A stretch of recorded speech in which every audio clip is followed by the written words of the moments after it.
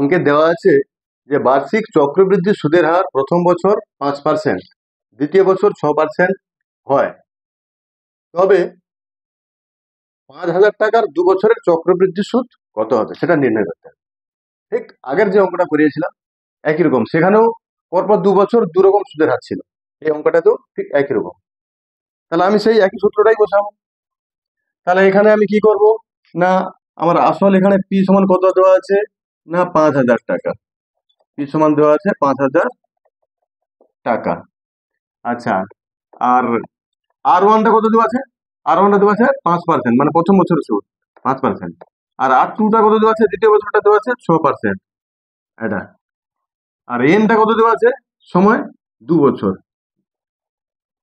এই দেওয়া আছে। আমাকে এখানে সমূল চক্রবৃদ্ধিটা আগে বের করতে হবে, অর্থাৎ কি 2 বছরের যে সুদ আসলটা। তাহলে আমি লিখতে পারি অতএব 2 বছরের সমূল চক্রবৃদ্ধি সমান কত হবে না P into 1 plus R one by 100 into 1 plus R two by 100, এইটা সমান কত, পি কত দেওয়া আছে 6,000 দেওয়া আছে না 5,000, সরি, পিটা দেওয়া আছে 5,000 ইন্টু 1 প্লাস আর1 মানে কত 5%, 5-এর 100 ইন্টু এটা হচ্ছে 1 প্লাস 6-এর 100, আর2 তো 6-এর 100, এত।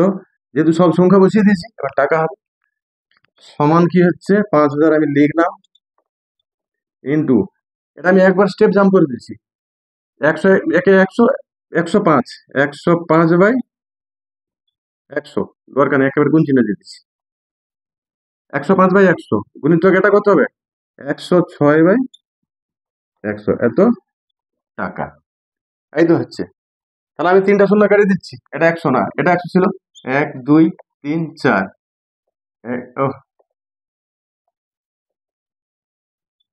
1 2 3, 1 2 3, তাহলে নিচে 10 আছে। তাহলে ঠিক একই রকম গত আগের যে অঙ্কটা করেছিলাম সেই রকম করবো, 105-কে 105 দিয়ে গুণ করবো। আচ্ছা, নিচে আমি 10 আছে, আমি 10 লিখে দিলাম, কাটবো নি 10-কে, কারণ 10-কে কাটতে গেলে আমাকে বড় করে ভাগ করতে হবে, আর 10 দিয়ে ভাগ করলে একটার পরে দশমিক দিলে হয়ে যাবে। তাহলে আমি আগে 105-কে 106 দিয়ে গুণ করি, 105 গুণিতক 106, যেভাবে আমি আগের বারে গুণ করেছিলাম। কি করব না, 3টে করে অঙ্ক থাকলে যদি তার মাঝে শূন্য থাকে, কিরকম গুণ করতে হয়, 5 6 30 বসিয়ে দিলাম, এটা একে একে 1 বসিয়ে দিলাম। এবার কি করবো, কোণাকুণি গুণ করে যোগ করে দেবো, 6 একে 6, এটা 5 একে 5, তার 6 11 বসিয়ে দেবো, এই তো গুণ হয়ে গেল। 105-এর সঙ্গে 106 গুণটা হয়ে গেল। এবার 5 দিয়ে গুণ করো, 5 দিয়ে গুণটা করে দাও, 5 শূন্য 0, 5 3 15, 5 হাতে থাকলো কত 1। আচ্ছা, 5 একে 5 একে 6, 5 একে 5, আর 5 একে 5, তাহলে 55 650, 55 650, এটা হচ্ছে এত টাকা, সমান কত হচ্ছে 55 650 বসিয়ে দিলাম, একটার পর দশমিক আছে, দশমিক পড়ে গেল, এটা হয়ে যাচ্ছে এত টাকা। এখানে কাটাকাটি করলে হয়তো, যেহেতু 5 দুগুণে 10 হতো, 2 জোড়া কেটে যেত, দরকার নেই, ঠিকই আছে। এটা যে যেমন পারবে তেমন করবে। এটা আমার হচ্ছে সমূল চক্রবৃদ্ধি হচ্ছে। তাহলে সমূল চক্রবৃদ্ধি যদি এত হয়, তাহলে সুদ কত, 5,000 টাকা বাদ দিতে হবে, আসল টাকা দিতে হবে।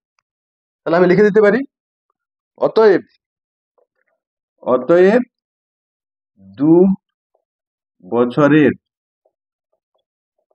চক্রবৃদ্ধি সুদ সমান 5 5 6 5 মাইনাস কত হচ্ছে 5,000, এত টাকা সমান কত হচ্ছে 565 টাকা।